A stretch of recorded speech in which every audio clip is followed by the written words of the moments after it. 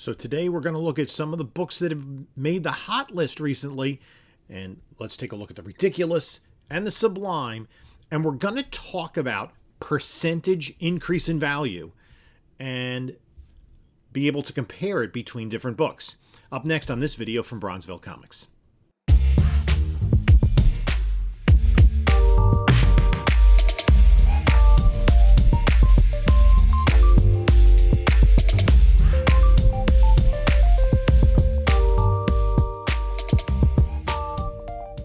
Hey there, comic book community. This is Jim from Bronzeville Comics coming to you with another video. And before we get started, please like, comment, subscribe, all that good stuff. We're over 3,350 subscribers. We're getting close to 3,500. We will be doing a giveaway at 3,500. And I'm really appreciative of everyone that has supported the channel over the last year and a half that we've been in existence. In addition, follow us on the other social medias, Instagram, Bronzeville_comics, whatnot, Bronzeville_comics. We do sales every Monday night at 10 p.m. Coming up Monday, the 26th of December, we're going to be doing an all slab sale. And then if you have any questions, you can email me. There's a link to my email in the description of this video. There's also a link to my eBay store, and there is a link to Whatnot. If you haven't yet used it, you can use that, get the discount, and you'll get $10 off your first purchase. So what I wanted to do is I wanted to take a look at the kind of trending list. So I'm starting with the Key Collector Hot 10 Runners-Up. Now, their Hot 10 Runners-Up are more than just 10. And usually we get a pretty good idea of that list from Comic Tom. Takes 10 of those books. Now, I haven't yet watched his video for this week, so I'm going to choose some books that interest me. And I'm going to talk about percentage increase. So first, let's look at the book that comes in at the top of this list is Fat Albert and the Cosby Kids #1 from March of 1974. It's the first appearance of Fat Albert and the Cosby Kids, which was an animated series produced by Bill Cosby before he was disgraced, when he was still a really popular entertainer in the 1970s and 1980s. Now, there's a new high in a single grade point. Now, this is not a book that comes to market often, especially in high grades. Now, these Gold Key Kids books from the 70s, much like Scooby-Doo, are pretty rare. And you'll look at the, there's a new high, an 8.5 sold for $550, compared to an 8.5 that sold for $66 in 2004. And that shows an increase of 733%. But that's over the course of 18 years. So there's a huge difference in, obviously, the value of the dollar, the value of comic books in general. So what does that mean? Well, if we break it down, it actually is, and I'm a math teacher, so, it's the simple algebra 2-level formula, but you got to use some logarithms to figure it out. So over the course of 18 years, it's approximately a 12.2% annual increase. It's not a 733% increase. It's an average annual increase of 12.2%. That means that if you took that $66 and put it in an interest-bearing account in 2004, they got 12.2% each year, and that interest compounded, it would be worth approximately $550 today. How does that compare? So a lot of these books do not sell all that often, especially in specific grades. So I decided to look at a book that sells rather frequently in a bunch of different grades, and really use that as the litmus test for the market as a whole. Now, there'd be other books that we could look at, but I think this was just a real quick and easy way to get an idea of the overall value of the comic market's increase. And I went back to 2012. So I went back about 10 years plus. And I looked at the earliest sale in 2012 and the most recent sale in each grade of Amazing Fantasy 15 from a 2.0 all the way up to an 8.5. And I'm going to put the results on the screen here. And you can see they're all in the same ballpark. Some higher than others. The 2.0 has had an increase of 19.2% on average. The 2.5, 17.9. The 3.0, 17.7. 3.5, 14.1. The 4.0, 14.9. The 4.5, 14.7. The 5.0, a 12.1. 5.5, 12.9. The 6.0, 11.3. The 6.5, 20.9. The 7.0, 12.1. The 7.5, 16.4. And the 8.5, 17.0. So all hovering around 15% annual increase, ranging from 12.1% to 20.9%. I stopped at the 8.5 because once you get past that, those books are quite rare and don't change hands quite as often. So that Fat Albert at a 12.2% annual increase is in line with what Amazing Fantasy has done. Yeah, approximately a 15% increase each year. That's pretty good return on investment. And that kind of eliminates the comic boom, because we saw about in 2020 into 2021, prices skyrocket and they've come back down to a certain level. So we're looking over the long term, over the course of a decade, average increase of 15%. Now, we could dive into this a little bit more, and that may be in the future video, but that's a lot of math to go through, a lot of statistics, stuff that I really enjoy, but, might put you to sleep. But let's take a look at a couple of the other books on the list. So, now there is a couple of interesting things here. So, the second on the list is Vampirella Magazine number 103 from March of 1982, which is an homage to Showcase 79, that Dolphin first appearance. A 9.0 recently sold for $1,200, up from $153 in 2013, an increase of 684%. That's actually an average annual increase of 24.4%, which is kind of remarkable. That's well above kind of the 15% where Amazing Fantasy has been sitting. And I think in part that's because that is a book that has had a bump in its own significance over the course of the last 9 years. Vampirella has become quite popular. Those early Frank Frazetta #1 covers have been selling for quite a premium. Let's go next to Jungle Comics number 5 from May of 1940 with this Will Eisner cover. 2.5 sold for $456, up from 114 in 2004, a 300% increase. But if you break it down by year, it's only a 7.8% annual increase. And that's something to kind of keep in mind. 7.8%, so it's under 10% annual increase. Popeye number 1, which also made the list from February of 1948, a 9.0 just sold for $2,500, up from $650 in 2014. That's a 17.3% annual increase. So that's pretty healthy. Let's roll forward to Marvel Mystery Comics, number 20 from June of 1941, Origin of Angel. And a 4.5 just sold for $3,120, up from $850 11 years ago. That is an average annual increase of 12%. Now let's go to Superman 167 from February of 1964, first cameo appearance of Brainiac 2, and the first appearance of Tharla, the future wife of Lex Luthor. And also the origin of Brainiac. An 8.5 just sold for $450, up from $128 in 2004. That's a 252% increase, but that's over the course of 18 years. That breaks down to 7.1% annual increase. Next is Batman number 42 from August of 1947, the first cover appearance of Catwoman in the Batman title.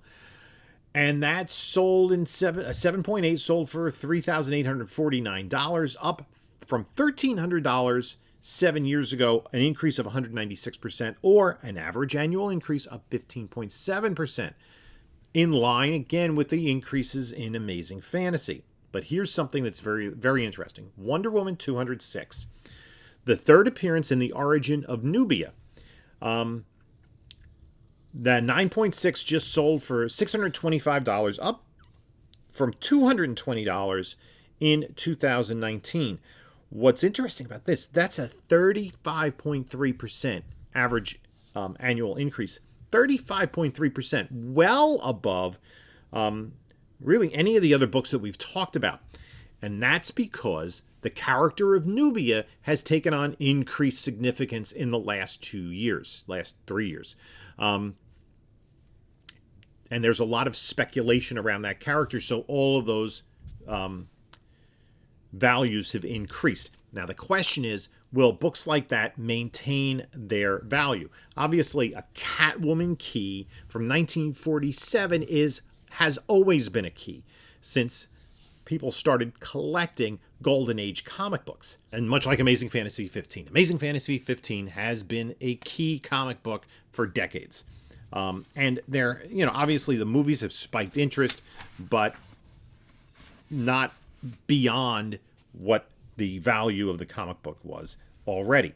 Now let's take a look at a couple other books. I thought these were kind of interesting. Famous Funnies number 5 from December 1934, the first cover appearance of Santa Claus in a standard comic book. And the first Christmas story, a reprinted story from Fanny Takes Advantage of Santa from the comic strip Simp O'Dill.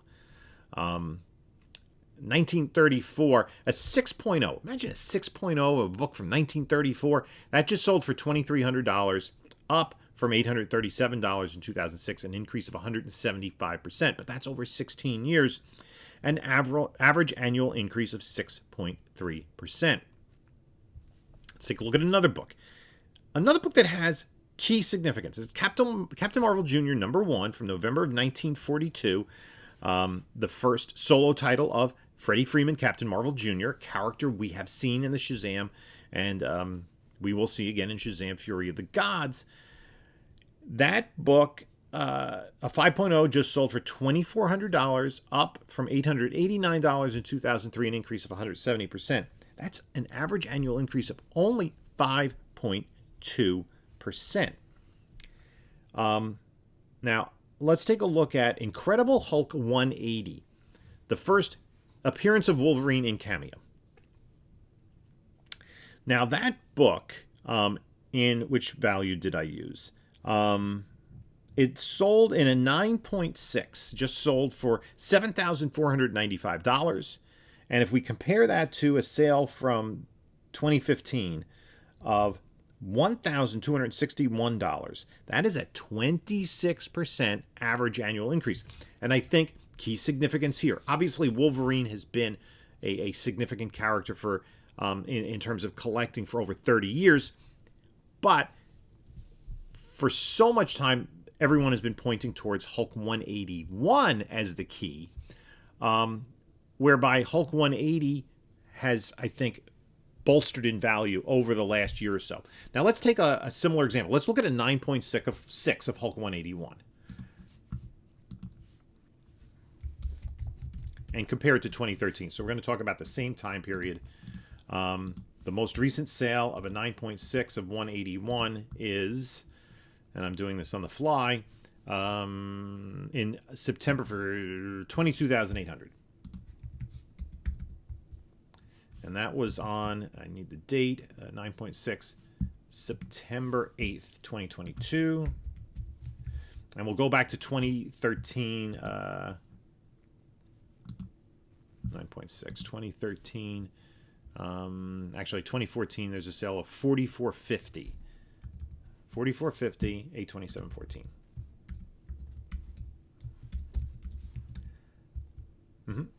Actually, that's an increase of 22.6%.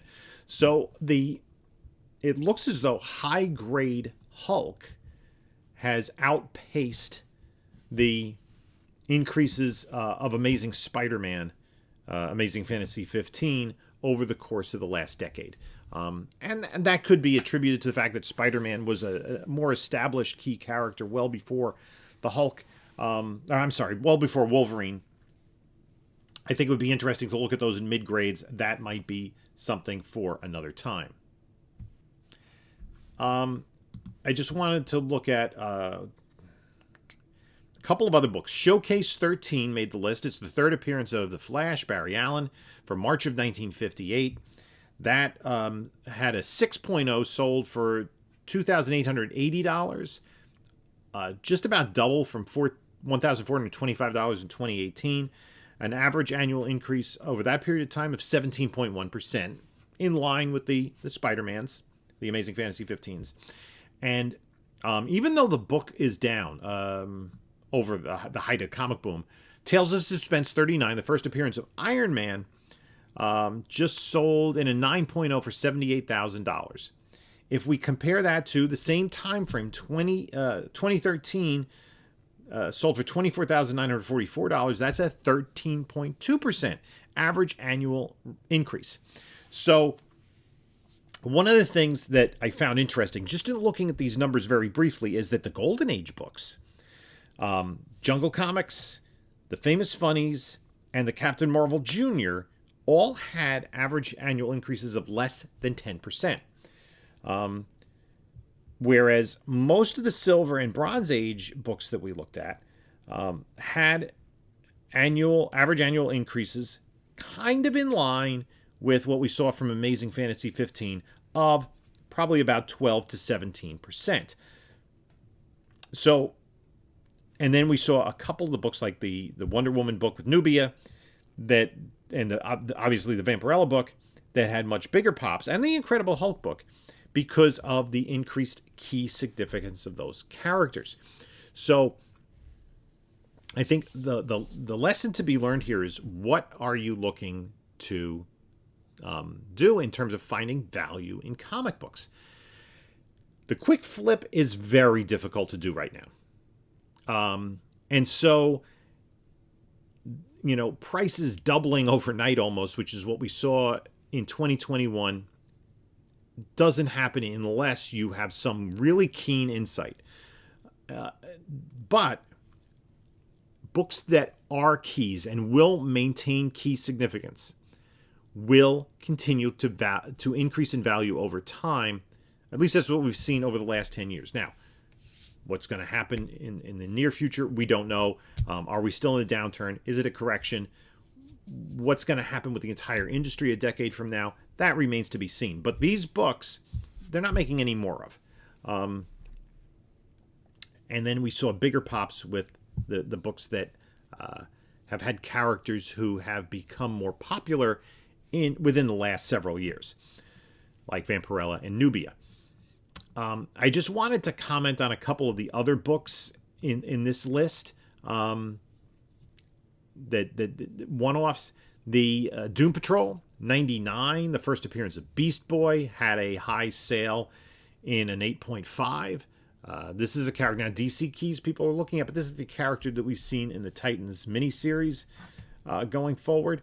Blue Beetle #1, the first appearance of The Question. Again, a lot of people looking at DC Keys, but that is really guesswork at this point. Green Lantern #1 with the clown puppet cover. That's had a new high in 5.0, up 20% from a year ago, which is really kind of interesting. When you talk about the aspect of the comic boom. And Fantastic Four #5 just had an 8.0 sell for $31,200, up 18% from 2 years ago, $26,400. That's the first appearance of Dr. Doom.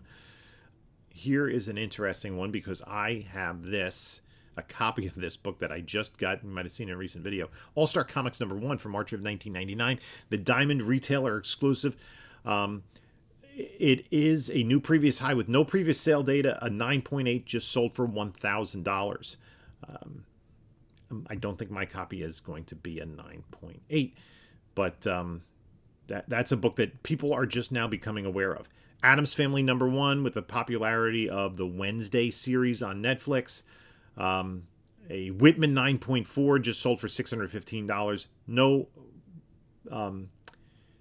previous record of that. Now, if we go to the cover price hot books, the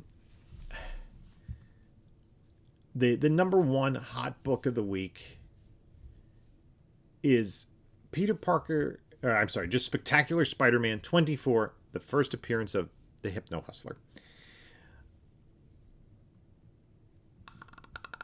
I don't know what to make of that Sony's going to be doing a movie with Donald Glover attached to it, written by Eddie Murphy's son.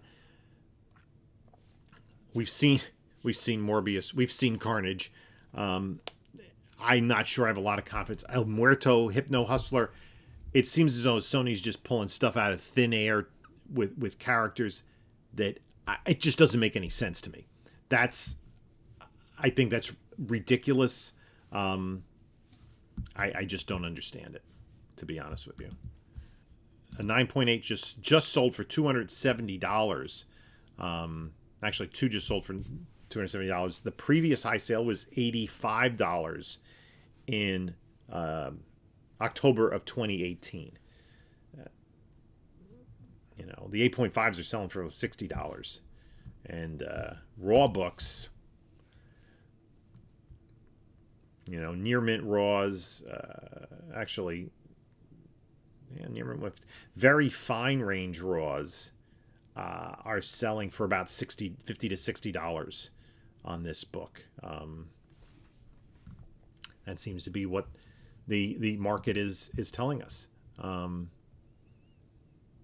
And then a lot of the other keys are Spider-Verse related keys. So I think that's going to do it for us here today. Not really a list, but just kind of an investigation of some of the hot books. I think some of them are interesting. The Fat Albert, the Addams Family, because those are books based on properties from my childhood that people have ignored for decades. Nobody really collected those books, a very small niche group of collectors. And now that, with the example of Wednesday Addams, that character is pervasive in popular culture, their comic book kind of goes along with it. But I think the interesting thing to see is over the past decade, and it would be interesting to do a deeper dive into other books, about 15% annual increase in value for Silver and Bronze Age keys seems to be appropriate, and most of the Amazing Fantasies in different grades. Now, I didn't go high. Excuse me. I didn't go higher than an 8.5 because those books sell so infrequently. And the mid grades have had sales since things have calmed down from the comic boom. So that's kind of an interesting thing. The other thing is, if we look at some of the more recent books, especially those that have variant covers, those are going to see a large return on investment, but there's no, it's difficult to project long-term what's going to happen with those books. So anyway, let me know what you thought about this video. If you're interested in me in kind of delving into some of these books in future videos. In the meantime, you could take a look at a couple of my other videos here. And this is Jim saying until next time, enjoy your comics.